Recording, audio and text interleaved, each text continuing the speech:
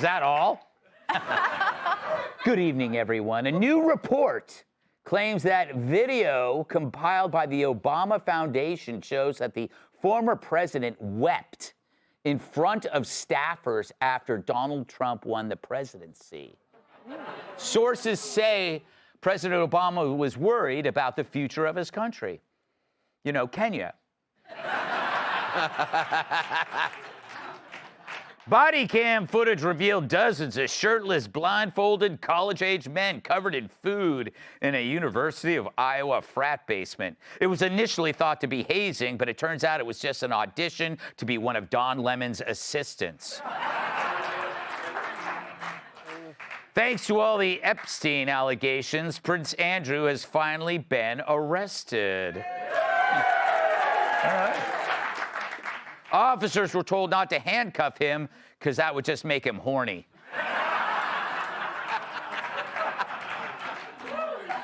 They were also told not to pat him down because that would make him horny. They were also told him not to give him a cavity search because that would just make him horny. Weird. Everything makes him horny. A new video is playing on Los Angeles buses asking riders not to smoke, drink, or poop on the bus. That way you don't disturb those around you who are masturbating. Pick your lane. Tuesday on MS Now, Jasmine Crockett said a Latina woman hid under a desk because she thought her security guard was an ICE agent. Is she still there? Asked one man.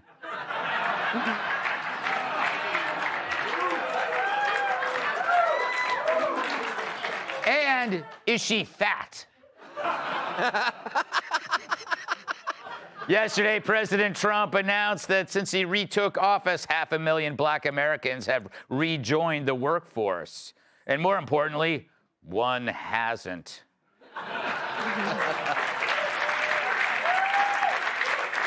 67-year-old Madonna posed topless with her 29-year-old boyfriend. Ew. There were no survivors. And finally, on Tuesday, Jesse Jackson passed away. Joe Biden paid his respects, posting this message, R.I.P., Mr. October.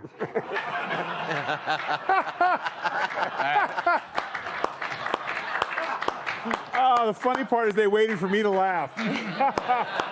All right. Afraid. So what's the first thing Democrats do once they're elected into office, besides move out of their parents' house? Well, right after the swearing-in ceremony ends, the hand slips off the Bible or the Quran and goes straight into your pocket. And everyone who worked hard and created wealth gets ready to have a giant leech called the government attach itself to their necks. Let's start in New York City, where its mayor just unveiled a record $127 billion budget, which is a lot of money to spend on homeless people freezing to death. And it's to be funded with property tax hikes, because nothing says affordable like making it more expensive to live. It's called the property tax because no gains were realized. It's no tax at all. It's wealth confiscation. It's just more linguistic deception, like when Leah Thomas refers to his junk as an Audi vagina.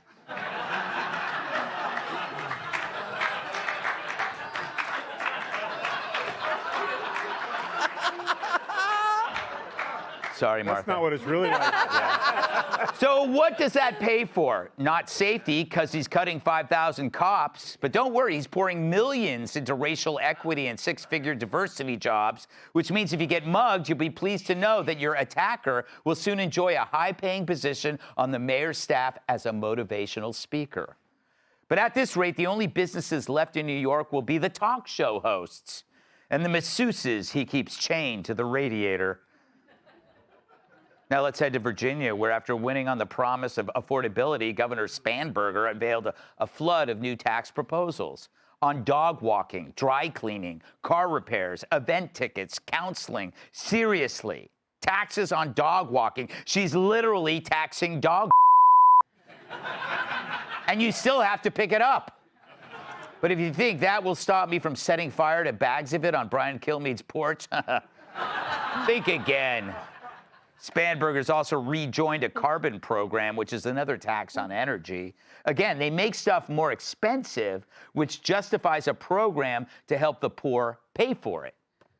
Now on to Washington State, where Seattle's mayor, Katie Wilson, was still supported by her parents as she ran for office. Trust me, no one was happier that she won than them.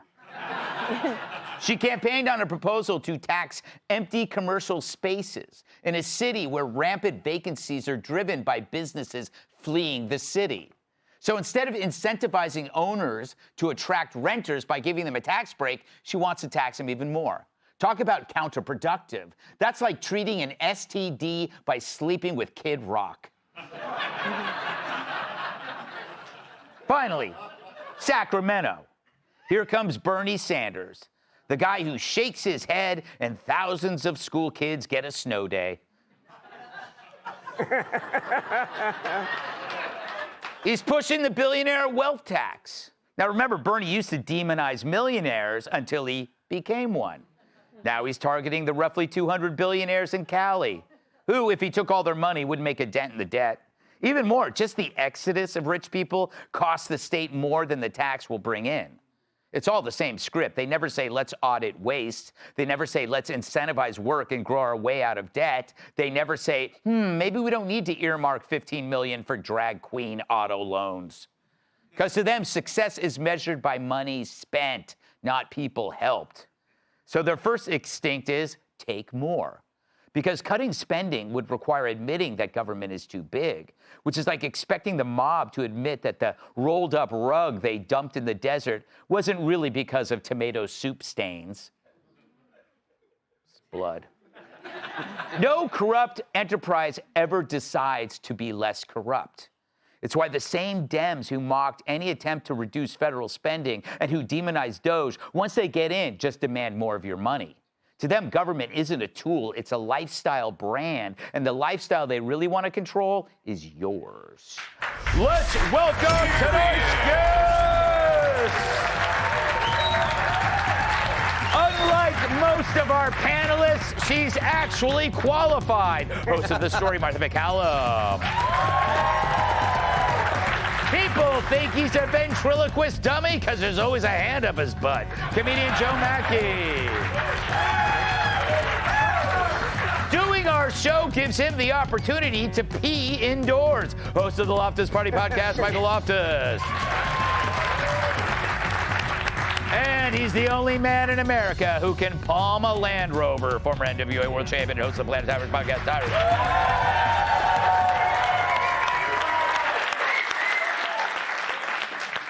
First off, Martha, why are you here? Did I do something nice for you? And this is payback. I never see you. You invited me. I did? Yes, that's all you had to do. Oh. Just say, Martha, would you like I invite you all the time, show? and you never say yes. So I wasn't used to you saying yes. I'm very excited, very happy. I'm very excited to be here. Yeah. Thanks for having me. Yes, it's a pleasure.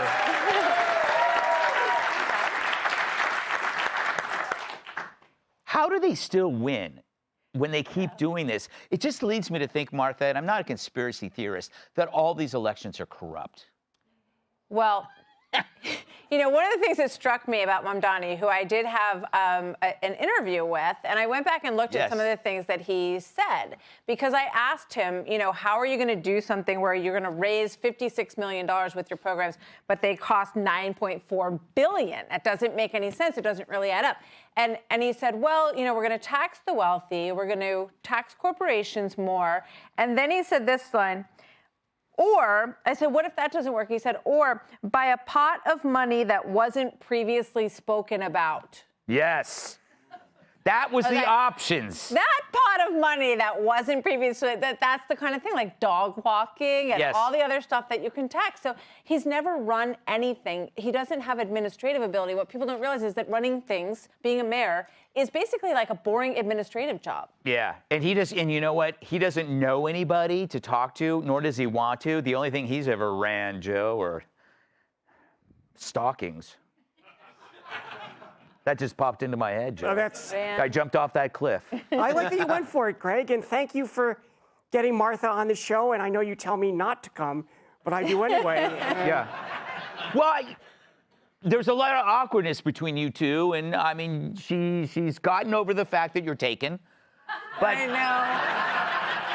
I'm glad that we're being professional I about know. this. Sorry I broke your heart. I want to tell you, Martha, Joe is I known can't around believe you here. actually shared that with everyone. Well, you know, he's known around here as a lady killer, and I mean that literally. Maybe it's better that I steered clear. So what do you make of this, Joe? Greg, it's fascinating. $127 billion is $10 billion more than Florida's entire state budget, and they're acting like they're taxing the rich. Well, in the New York Post, they said that a $120,000 assessed apartment in the Upper West Side will be assessed at $16,500. That's not a luxury apartment like the one where you store your jars of urine and live naked. And it's true, I do. Go ahead. It's also very interesting. It's like they're taxing guns and gym memberships in Virginia, which means they're taxing our guns, and they're taxing my guns, and they're taxing dog walking. Of course, Democrats want to help cats. Yeah. But it's very interesting because they understand the incentive with the carbon. They're like, oh, we're going to get people to use less heat. But they don't understand the incentive by saying, oh, we're going to make it too expensive to have jobs and live somewhere. No, it's a great point. You know, Michael, you hear about this $120 billion being spent. You don't notice it in the homeless shelters you sleep in, do you? No, we haven't. Yeah. I was hoping for some extra flaps on the cardboard box. Yes. But nothing so far. Yeah. Do you have a nice little flap in your underoos that they give you? The city-issued underoos? Yes. The city-issued underoos are the best ones. Yes. They have pictures of Bill de Blasio on them.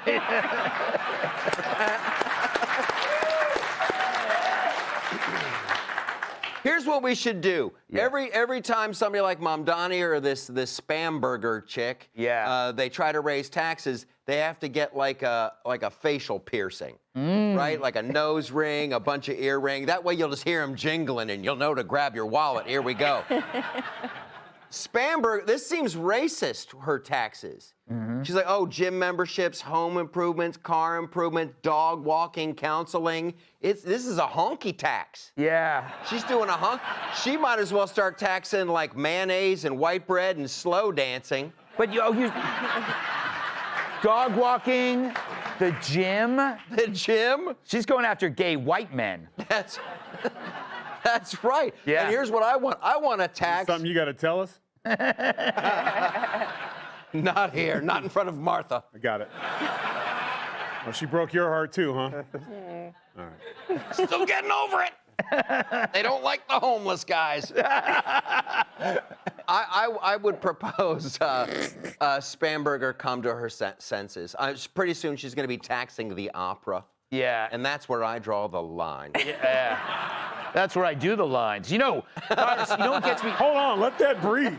That was good, Gutfeld. I know the other one earlier sucked, but that was good. You know what kills me? You know what kills me? Spanberger tricked people into thinking she was a moderate. And there were people here, I won't mention names, Dana, that said, oh, she's a moderate. She's as left as they come. Look, they didn't trick anyone. They rely on, I'm just going to say it, on Americans' ability to be stupid. Yeah. Right? We have a lot of stupid people in this country that just read sound bites. And if you look, the Mandami got in because he had good social media and no one to run against. Let's be honest. Yeah. People don't care about voting low level anymore. They just don't care. They're like, oh, I'm a Democrat, whatever. And until people start paying attention and realizing that if someone's got time to do tweets, and even in his tweets and his videos, he still sucks. If a guy goes to a bench competition, forget the fact that and this Mackey was more upset because if you disrespect the gym, you got to answer to Mackey. But you knew full well going in that there was going to be a bench press. Hold on, let's just take a moment for everyone. If you don't know what the Mackey is, do you guys know what the Mackey is? I'm going to show you now. You got to cross your arms in the most judgmental smirk face you can make.